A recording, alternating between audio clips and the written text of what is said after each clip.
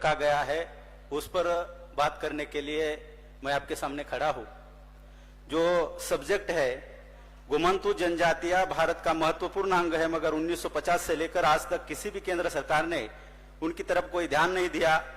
आजादी के 76 साल बाद भी उनको पहचान, मान्यता एवं अधिकार देने के बारे में शासक जाति द्वारा कोई कारगर कदम नहीं उठाए, न इसके लिए कोई पहल की। इनकी जनसंख्या लगभग 12 करोड़ है, फिर भी उनको अनदेखा किया जा रहा है। ये एक बहुत बड़ी और सोची समझी साजिश है। इस साजिश का पर्दाफाश करने के हेतु इस विषय पर चर्चा करने के लिए ये विषय यहाँ पर रखा गया है। आप मुझे देखकर शायद हैरान होंगे कि ये किस बेस में इधर आया है। साथियों, मैं यहाँ इस विषय पर बात नहीं करूंगा क्योंकि विषय पर बोलने के लिए बहुत सारे लोग हैं, लेकिन इस मंच ने, इस संगठन ने और हमारे मार्गदाता मान्यवर वामन मेश्राम साहब ने इस देश में क्या बदलाव किया है वो दिखाने के लिए मैं इस देश में आपके सामने खड़ा हूं। मैं महाराष्ट्र की घुमंतु जाति, उसमें भी एक क्रिमिनल ट्राइब है रामोशी जाति करके, उस जाति से बिलोंग करता हूं। मेरे पिताजी की शादी हो गई। शादी होने के बाद हमारे समूह में, हमारे जाति में भगवान को दर्शन करने के लिए जाते हैं। जब मेरे पिताजी और मां दर्शन करने के लिए गई तो पिताजी ने भगवान के सामने हाथ जोड़े और भगवान से कहा, अगर मुझे बेटा पैदा होता है तो मैं तुझे सौंप दूंगा। और भाइयों, क्रांति हो गई, मेरा जन्म हो गया। इस मंच से मैं आपके सामने भी वही सवाल उपस्थित करना चाहता हूं। महाराष्ट्र में और खास करके हमारे घुमंतु जातियों में मन्नत मांगने की प्रथा है। जब शादी होती है 3 साल, 4 साल, 5 साल, 6 साल, 7 साल बच्चा पैदा नहीं होता, तब मन्नत मांगी जाती है, बच्चा होने दो, हम ये करेंगे। लेकिन हमारे पिताजी उससे एडवांस थे। उन्होंने बिल्कुल देर नहीं लगाई, पहले ही दिन जाकर बोले मुझे बच्चा होने दो, मैं आपको सुपुर्द करूंगा। और मुझे उन्होंने भगवान को सुपुर्द कर दिया। ये जो मेरा भेष है, ये पोतराज कहते हैं इसे। और खरात सर ने जो किताब लिखी है जेजुरी का खंडोबा कौन है, इसमें इसका उल्लेख है पत्तूराज के नाम से। और ये कोई अलग नहीं है, ये आप ही का है, आप ही की विरासत है, ये बुद्धिस्ट परंपरा से है। लेकिन आजकल हमें इसकी जानकारी नहीं है। घुमंतु जाति के लोग एक गांव में 3 दिन से ज्यादा नहीं रहते। आज गैस का जमाना है, सिलेंडर का जमाना है, फिर भी 3 पत्थर का जो चूल्हा बनता है उसी पर वो खाना बनाकर खाते हैं।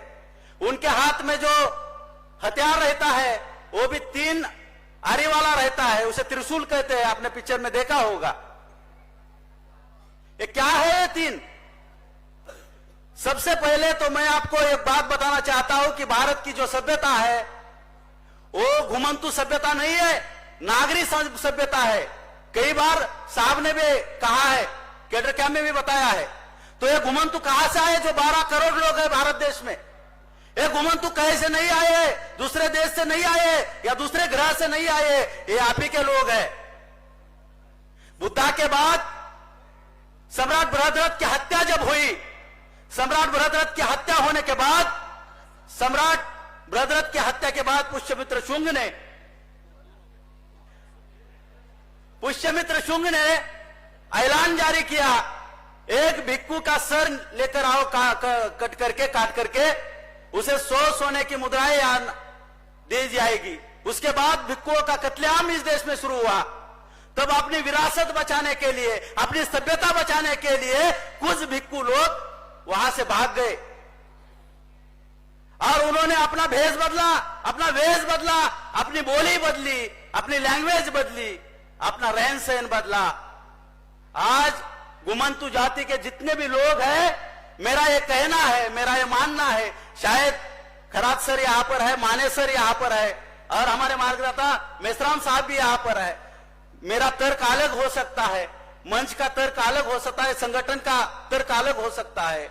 मेरा ये कहना है और दावे के साथ ये कहना है कि ये जो लोग हैं घुमंतु जाति के, ये तंत्र यानी बुद्धिस्ट है। उन्होंने तंत्र डेवलप किया। जब वो भागे वहां से तो ब्राह्मणों को पता ना चले, इसलिए उन्होंने अपने बोली में बदलाव किया।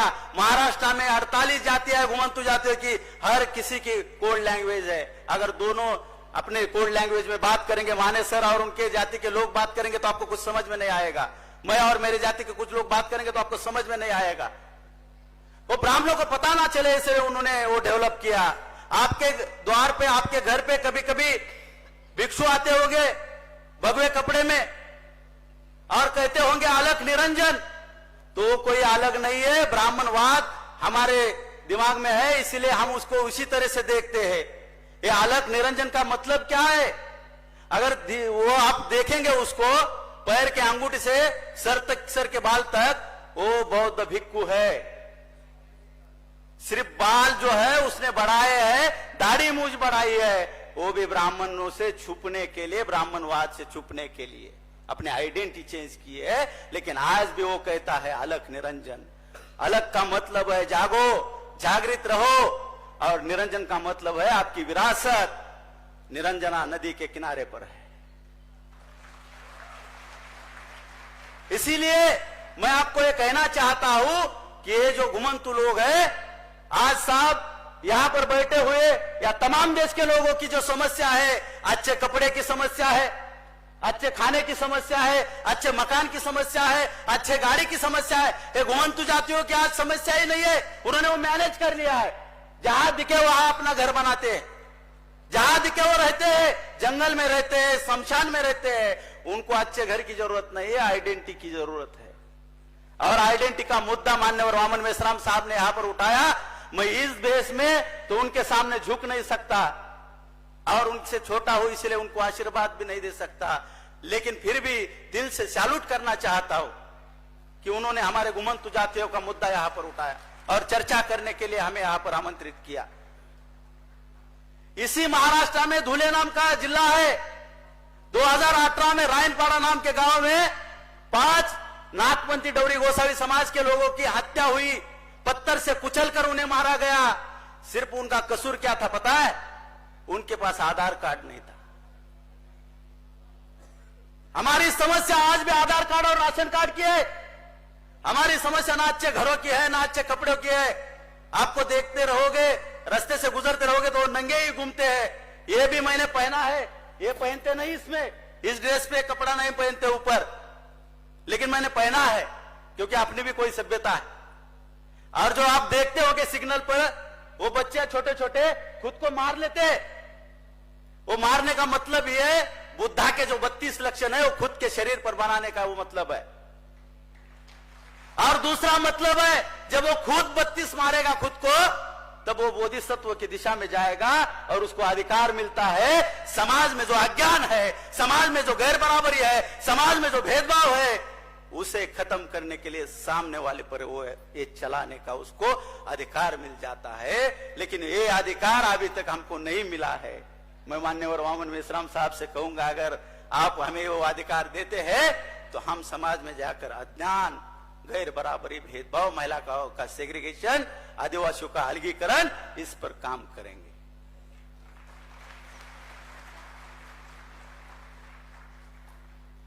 मैं मेरे बारे में 2 मिनट में बात रख के खत्म कर देता हूं। यहां पर मैं पोतराज था, मेरे पिताजी ने मुझे भगवान को सौंप दिया था, लेकिन मेरे मामा ने मेरे बाल काटे, मुझे स्कूल में दाखिला कर दिया। नहीं तो आज मैं यहां पर नहीं होता, किसी सिग्नल पर हो जाता। और इस मंच पर मैं 2016 से काम बामसेप में कर रहा हूं। पहला मेरा कैडर कैंप सुल्तान बत्तीरी में साहब का हुआ, और बामसेप में लाने जिन लोगों ने लाया उनका भी नाम लेना चाहता हूं मैं यहां पर।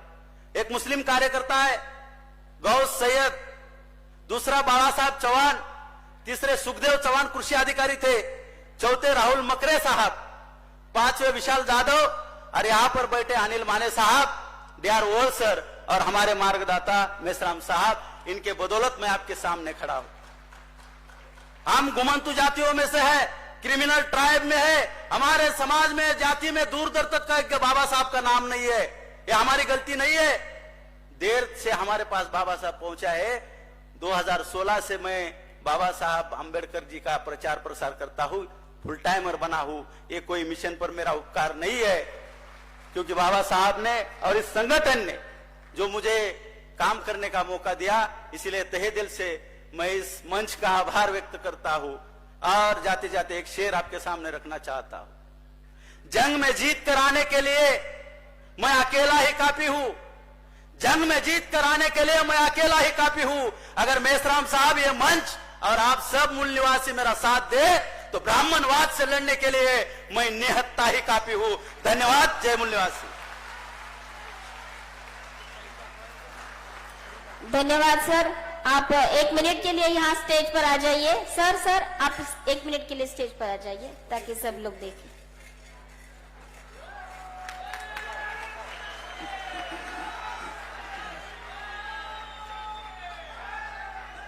धन्यवाद सर, आपने बहुत ही महत्वपूर्ण जानकारी दी।